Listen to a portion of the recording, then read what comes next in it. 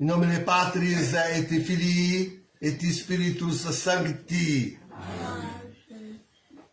Então, caríssimos, celebramos hoje, segunda-feira depois da oitava da Páscoa, a festa da Anunciação, a bem-aventurada sempre Virgem Maria. É a festa da encarnação do Verbo Divino. O dia certo é 9 meses antes do Natal, exatamente 9 meses antes do Natal, isso é dia 25 de março. Só que esse 25 de março caiu na Semana Santa, na Semana Santa, eu penso, né? E tanto na Semana Santa quanto nessa semana de Páscoa, a igreja não celebra santos. Então, ela foi transferida para o primeiro dia em que se celebra, que é, então, hoje. Por isso estamos celebrando a festa do dia 25 hoje. Mas trata-se isto da encarnação do Verbo Divino. O misterioso texto, hein? Viram? O misteriosíssimo texto. Aliás, a ele se refere Bento XVI na sua trilogia sobre Jesus de Nazaré. O misteriosíssimo texto.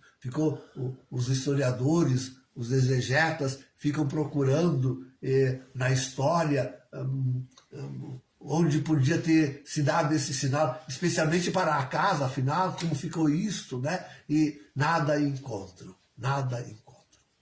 A única explicação para essa profecia só cabe ela realmente no fato narrado no Evangelho. E outra coisa nós não vamos encontrar em lugar e nem em toda a história. Nem em toda a história se encontra a narrativa que possa satisfazer a profecia proferida a Acás.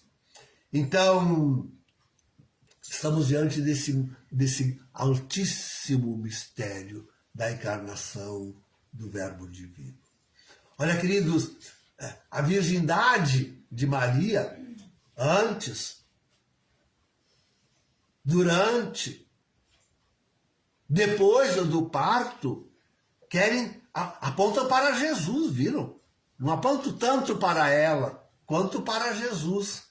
É que a sua conceição não conheceu a intervenção de homem, né? É algo que realmente vem de Deus.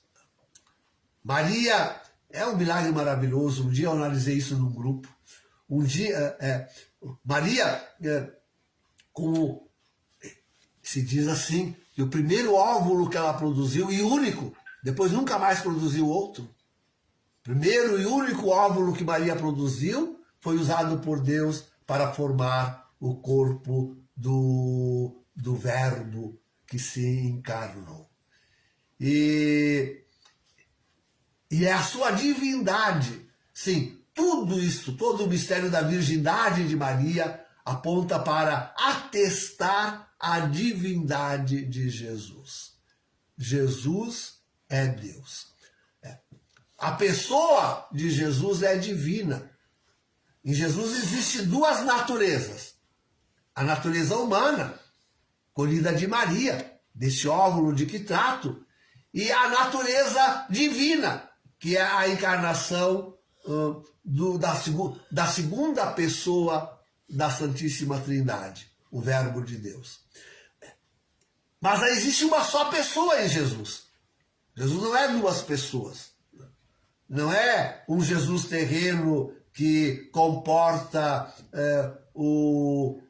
a segunda pessoa da Santíssima Trindade. Não são duas pessoas. É uma pessoa só. E essa é a pessoa divina. Jesus é todo divino. Corpo, sangue e alma. Tudo é da pessoa divina. Jesus é Deus.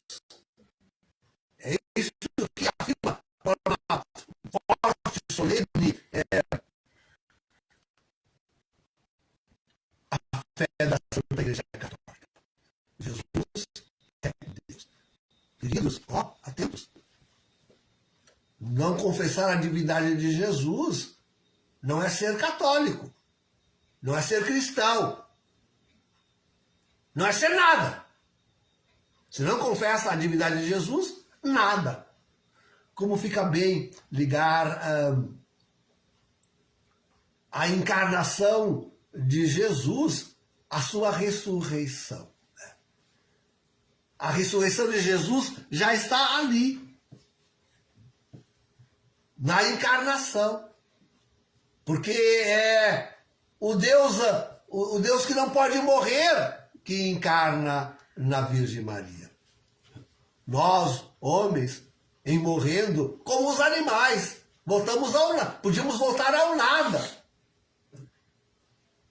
A natureza humana, ferida pelo pecado mortal, pecado original, que é o pecado mortal, devia se desfazer, voltar ao níquel, ao nada, de onde saiu, como os animais.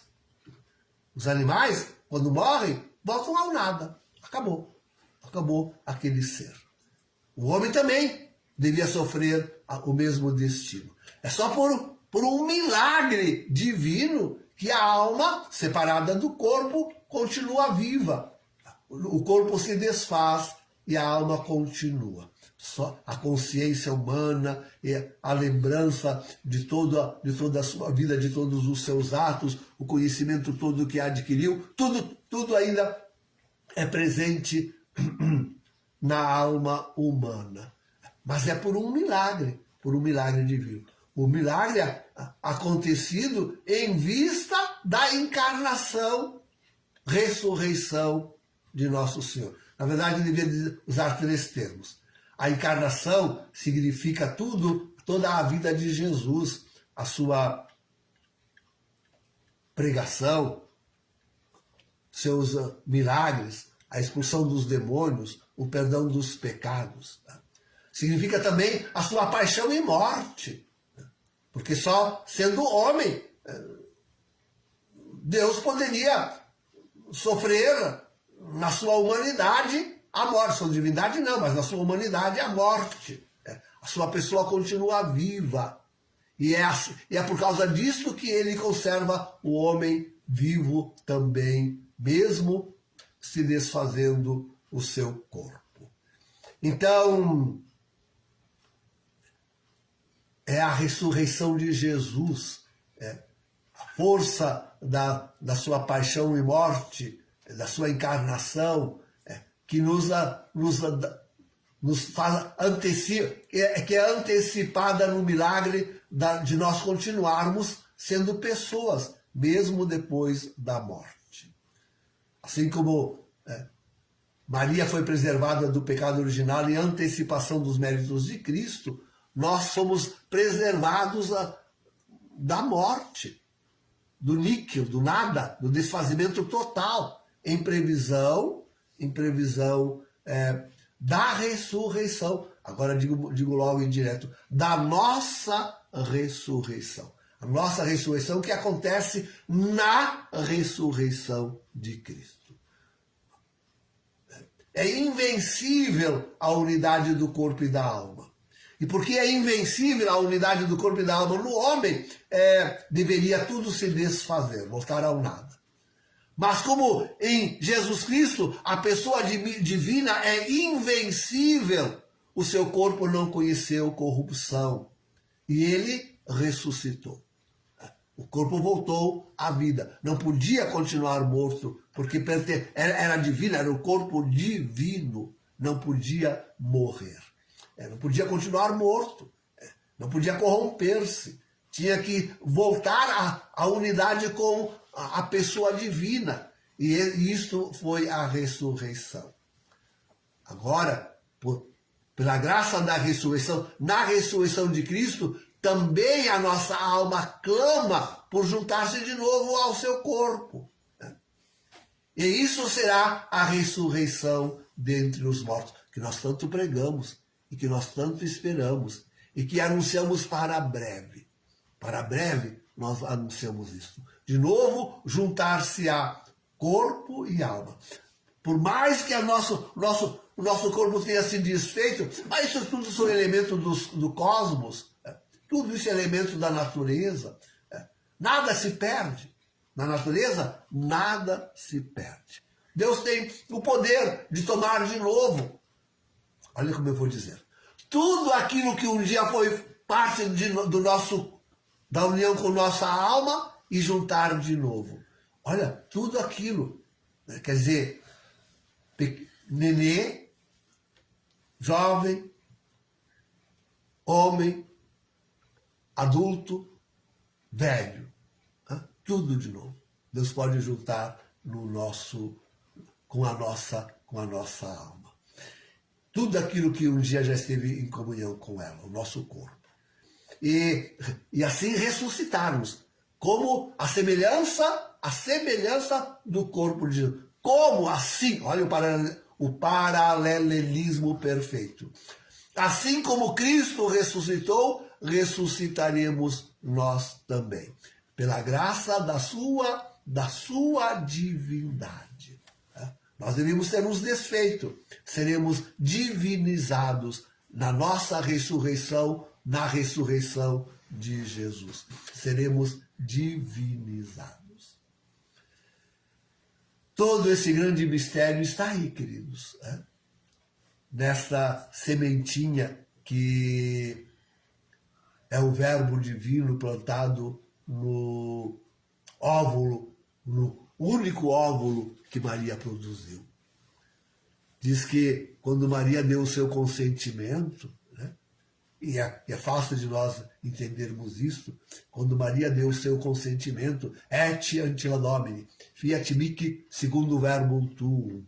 É o meu lema sacerdotal. Eu peguei dessas palavras de Maria. Eis aqui a escrava do Senhor, faça-se em mim segundo a tua palavra. Quando Maria deu o seu consentimento, o verbo encarnou. E a pessoa divina assumiu aquele óvulo. E começou a grande transformação. Diz que nesse momento, feita a encarnação, o anjo Gabriel se ajoelhou diante dela. Agora, Deus podia ser adorado neste elmo. Verdadeiramente, Deus podia ser adorado neste elmo. E havia um único lugar onde Deus podia ser adorado neste elmo: o seio da Virgem Maria. Jesus, queridos, quis fazer também de nós e do nosso corpo um hospedeiro seu. E ele deu um jeito de fazer isto na Eucaristia. Assim como o Verbo só podia ser adorado naquele dia, naqueles 9 meses, só podia ser adorado no ventre de Maria, assim o Verbo neste mundo, na hora da comunhão, porque pode estar recebendo a condenação e a morte eterna, aquele que comunga indignamente. Pode estar torna-se de fato um templo do Deus vivo, aquele que recebe Jesus no seu corpo e na sua alma, porque torna-se discípulo, torna-se seguidor, compreende o mistério, confessa Jesus como Deus e quer seguir a sua vida divina, quer viver divinamente como Jesus viveu. É o que mais falta no mundo hoje, queridos. Falta no mundo hoje Marias que portem no seu corpo Jesus, comunguem verdadeiramente com a vida divina de Jesus. É o que mais falta neste mundo. É por isso que o mundo só sobra, se desfaz. E sem a Eucaristia, e logo ela já é muito perseguida, logo será ela odiada como jamais foi. Quase, sabemos nós, quase não havendo mais a encarnação do Verbo de Deus na Eucaristia, preservar o planeta e quer se autodestruir. É sério a ameaça de extinção completa da humanidade, é séria. Assim como é séria também a destruição que fazem da Santa Igreja. Tudo isso é muito sério. Quem ainda comunga verdadeiramente Jesus, digo-vos que quem está na contra-igreja não o faz. Quem vai à missa de padre que celebra o Nacum, o antipapa e falso profeta Francisco, não comunga verdadeiramente Jesus. Está desaparecendo completamente da história do homem. Isso é uma ameaça para a extinção da humanidade. Desaparecendo da igreja, a comunhão eucarística, a encarnação eucarística do Cristo nos cristãos, na vida divina dos cristãos, está ameaçada a existência humana. Vejam, queridos, a nossa responsabilidade. A nossa responsabilidade de receber Jesus na Eucaristia como Nossa Senhora, mas também com Ele, logo com Ele, e já antes dele, em previsão dele, né? Maria, e com ela José, e com ela todos os justos do Antigo Testamento. Então, Maria, ela, de Jesus pendia toda a salvação de toda a humanidade. Agora, queridos, na nossa comunhão verdadeira, encarnação do Verbo Divino pela comunhão no nosso corpo e na nossa alma, na nossa vida, pende a salvação do mundo. Pende a luta que nós temos que levar, queridos, para superar todas as nossas dificuldades, todos os nossos pecados e viver divinamente, e viver de cristãos, e viver como aqueles que portam pela Eucaristia o Cristo, o Verbo de Deus encarnado em nós, assim como Maria o portou. O mistério, o grande mistério que aconteceu só em Maria, deve acontecer, deve reproduzir-se em nós. O mistério de Deus, do Deus verdadeiro. Em comunhão conosco, em Jesus Cristo, seu Filho, nosso divino Senhor. Em nome do Pai, do Filho e do Espírito Santo. Amém.